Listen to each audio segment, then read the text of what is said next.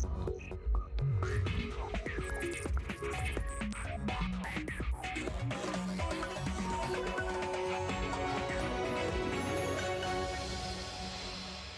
vaxtınız xeyir olsun. ATV Xəbərin saat 14-də olan buraxılışını təqdim edirik. Mina təmizləmə fəaliyyətini həyata keçirən zaman partlayıcı sursatların işə düşməsi nəticəsində baş verən bədbəxt hadisə ilə əlaqədar həlak olan və ya bu zaman aldığı xəsarətlərdən həyatını itirən mina təmizləyənlərin ailə üzvlərinə prezident təqaüdü təsis edilib. Prezident İlham Əliyevin fərmanına əsasən təqaüdün aylıq məbləği 700 manat müəyyən edilib.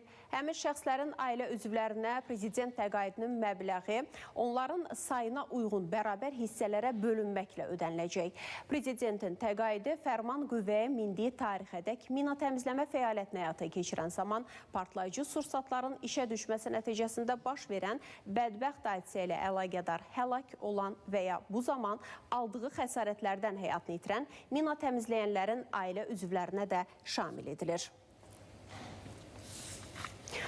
Prezident İlham Əliyevin sosial media hesablarında 31 mart Azərbaycanlıların soyqırımı günü ilə bağlı paylaşım edilib. Birinci vitse-prezident Mehriban Əliyeva sosial şəbəkə hesablarında 31 mart Azərbaycanlıların soyqırımı günü ilə bağlı paylaşım edib. Soyqırımı qurbanlarının nurlu xatirəsinə ehtiramla yad edirəm. Allah bütün şəhidlərimizə rəhmət eləsin deyə paylaşımda qeyd olunur.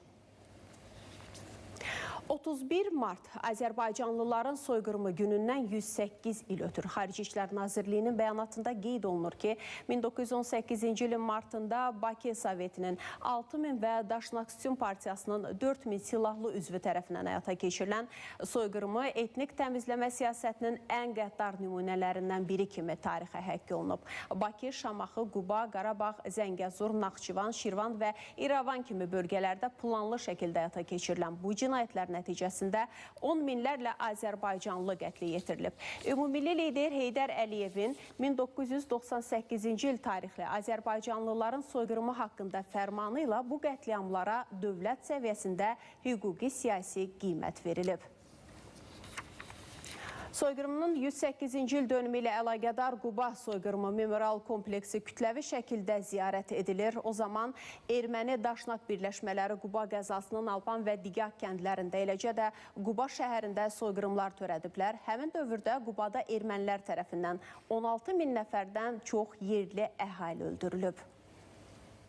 Tarix unudulmamalı deyəndə bu tarixi bizə kimi çatdırıblar, biz də çatdırmalıyıq gələcək cavan nəslə ki, bunlar da ötürsün gələcək ki, Azərbaycanın tarixində deməli bir də belə hadisələr baş verməsin. Bura gələn yerli və xarici ziyarətçilər kompleksə tanış olurlar, erməni vəhşiliklərinin əyani sübutu olaraq göstərmiş oluruq. Səhər saatlarından başlayan yürüyüş artıq bir neçə saat keçməsinə baxmayaraq minlərlə insan artıq buranı ziyarət edib. Buraxılışımız davam edir. Qardaşlar arasında baş verən mübahisə qanla nəticələnib. Hadisə Xəzər rayonu Şağan qəsəbəsində qeyd alınıb. Məlumata görə 36 yaşlı Qismət Teymurov ailə münaqişəsi zəminində böyük qardaşı 41 yaşlı Qamət Teymurovu ov tüfəngi ilə qətlə yetirib. Hər iki qardaş eyni evdə yaşayıb. İddialara əsasən qətlə yetirilən şəxs son vaxtlar spirtli içki alüdəçisi olub və tez-tez evdə mübahisələrə səbəb olurmuş. İlkin ehtimala görə hadisənin baş verməsinə də məhz bu amillər səbəb olub. Şübhəli bilinən Qismət Teymurov istintaqa təhvil verilib. Ölən oğlanın şeydi də, o türmədə yatmışdı, o qabaq adam öldürmüşdü, türmədə yatmışdı. Axır vaxtda içirdi, içirdi. O vuran oğluma zəng gəlmiş ki, bəs vurdum qardaşımı, belə oldu. Atasını döyülmüş? Atasını, anasını, yola gelmirmiş ya ailesini, başı üstünü. Bu da yığılıb bağda, tüfəng götürüb vurub. İsmayıl rayonunun Topçu kəndi ərazisində yol qəzası baş verib. Qəbələ rayon sakini Nicat Əsgərovun idarə etdiyi avtomobil yoldan çıxaraq aşıb. Nəticədə nəqliyyat vasitəsində olan sərnişinlər Lamiyə Qurbanova və 3 yaşlı uşaq hadisə yerində vəfat edib. Avtomobildə olan Rahil Qurbanov, eləcə də 2 az yaşlı xəsarət alıb. Qəzaya düşənlər bir ailənin üzvləridir. Gəncədə yol nəqliyyat hadisəsi baş verib. Qəza zamanı 3 avtomobil toqquşub, bir neçə nəfər xəsarət alıb, zərər çəkənlər xəstəxanaya yerləşdirilib. Faktla bağlı araşdırma aparılır.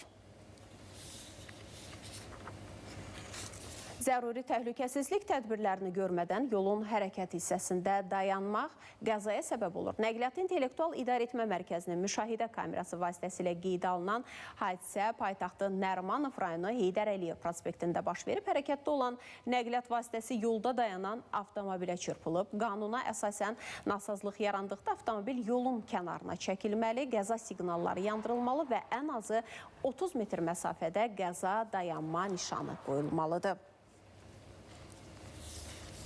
Xaçmazda keçirilən əməliyyat zamanı narkotik vasitələrin qanunsuz dövriyyəsində şübhəli bilinən əvvəllər məhkum olunan Kənan Musayev və Arzu Əliyev saxlanılıb. Onlardan 5 kiloqram marihuana, 1 kiloqram heroin və 309 qram tiryək aşkarlanıb.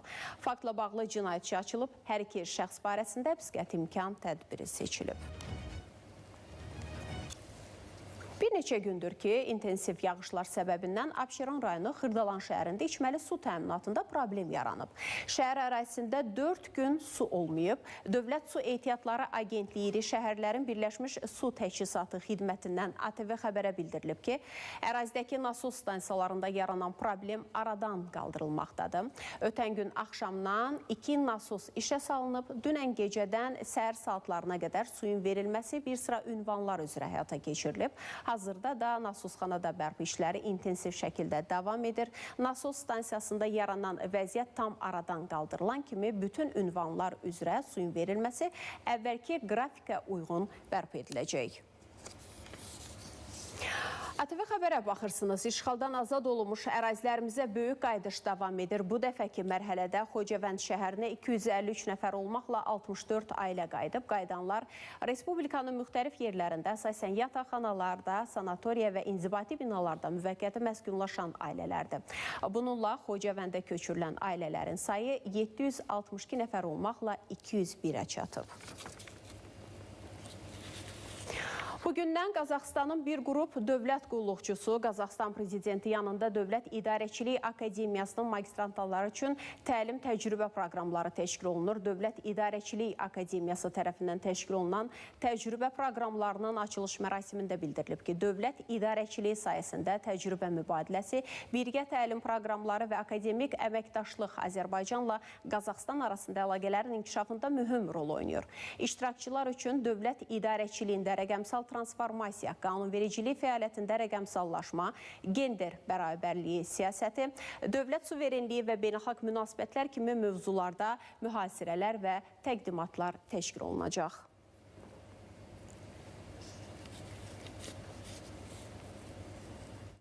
Beynəlxalq təşkilatların hesabatlarına əsasən Azərbaycan nisbətən məhdud şəraitdə, məhdud imkanlarla olduqca yüksək nəticələr əldə edib və bu nəticələr bəzi hallarda Azərbaycanı dünya liderləri səviyyəsinə qaldırır. Qardaş ölkələrimiz, Türk ölkələri birgə olmalıdır, bir yerdə olmalıdır, ittifaqlarını gücləndirməlidirlər.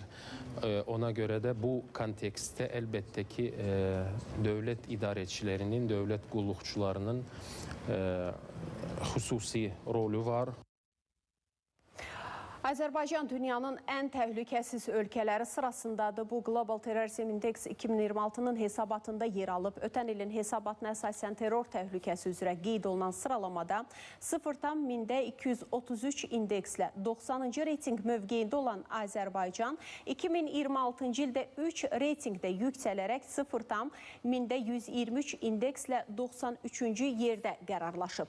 Birdən 100-ədək artan mümkün reyting həddində dünyada terror bağlı ən təhlükəsiz ölkələrdən biri kimi yüksək reytingə sahiblənib. Ərazisində terrorçuluq fəaliyyəti və terror təhlükəsi ən yüksək olan ölkələr arasında ilk sıralarda Pakistan, Burkina Faso və Niger daxil edilib. ATV xəbərin saat 14-də olan buraxılışını təqdim etdik. Sağ olun, sağlıqla qalın.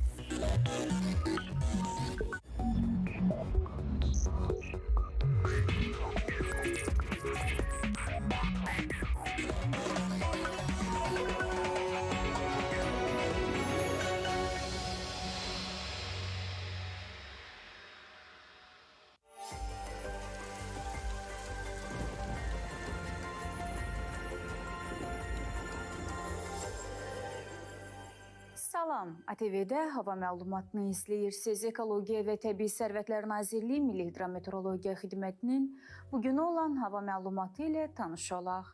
Orduba, Culfa, Naxçıvan, Şahbuz və Şərurda arabir yağış yağacaq. Havanın temperaturu gündüz 13-18 dərəcə, gecəyə doğru isə 4-8 dərəcə olacaq. Xankəndi, Şuşa, Xocalı, Xocavənd, Qubadlı, Zəngilan, Laçın, Kəlbəcər, Daşkəsən və Gədəbəydə yağış yağacağı gözlənilir.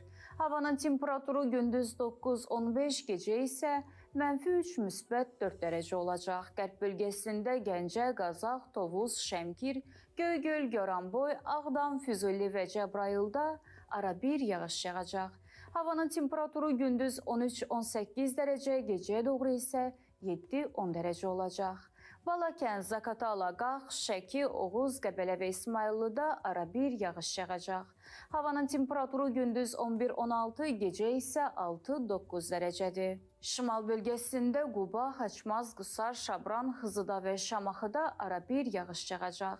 Havanın temperaturu gündüz 10-16, gecə isə 4-8 dərəcədir. Mərkəzi Aran bölgəsində Mingəçevir, Biləsuvar, Ağdaş, Sabirabad, Göyçay, Şirvan, Yevlax, Salyan, İmişli, Ağcabədi və Kürdəmirdə yağış yağacaq. Havanın temperatur göstəriciləri gündüz 15-20, gecə isə 8-11 dərəcədir. Masallı, Lənkəran, Astara, Lerik və Yardımlıda arabir yağış yağacaq. Havanın temperaturu gündüz 15-18, gecə isə 7-10 dərəcədir. Təbriz, Ərdəbil və Urmiyada havanın temperaturu gündüz 7-10, gecə isə 2-4 dərəcə olacaq. Qərbi Azərbaycan bölgəsində Qərbi Zəngəzur və Dərələyəzdə havanın temperaturu gündüz 10-12, gecə isə 4-6 dərəcədir. Göyçay, Şəmşəddil, Qaraqoyunlu, Loru, Pəmbək, Ağbaba və Şərəyeldə havanın temperaturu gündüz 9-11, gecə isə 3-4 dərəcədir. Sərdarabad, Dərəçiçək, Qırxbulaq, Zəngibasar və Veydibasarda havanın temperaturu gündüz 8-13 dərəcə, gecə isə 3-6 dərəcə olacaq.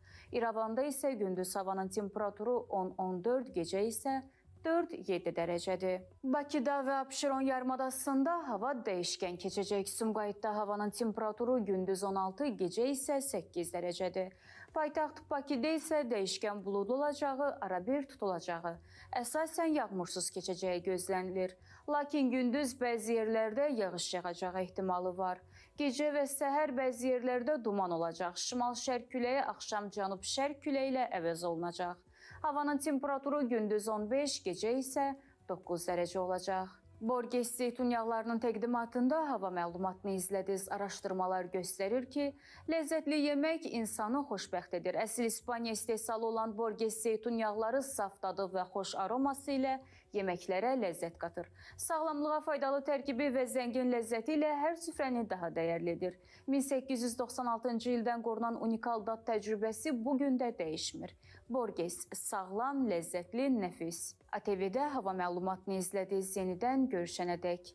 Sağ olun.